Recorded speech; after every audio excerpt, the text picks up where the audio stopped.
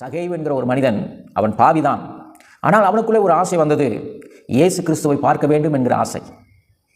அந்த ஆசை அவனுக்குள்ளே வந்தது. ஆனால் தடைகள் நிறைய இருந்தது. இயேசுவை சுற்றி நிறைய ஜனங்க இருப்பாங்க, அவரை பார்க்க விட மாட்டாங்க.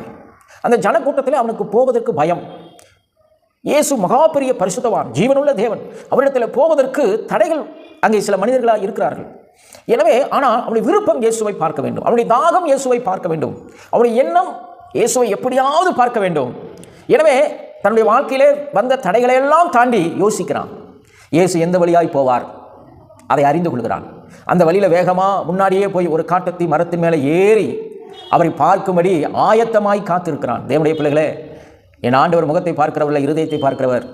ஒரு மனிதன் தன்னை பார்க்கும்படி ஆயத்தமாக இருக்கிறார் என்பதை அறிந்த ஆண்டவர் அந்த மரத்தின் அருகே அடியில் வந்து சகைவை அண்ணாந்து பார்த்து, சகைவே சீக்கிரம் இறங்கிவான், இன்றைக்கு நான் உன் வீட்டில் தங்க வேண்டும் என்று சொன்னார். சகைவுக்கு எவ்வளோ சந்தோஷம்.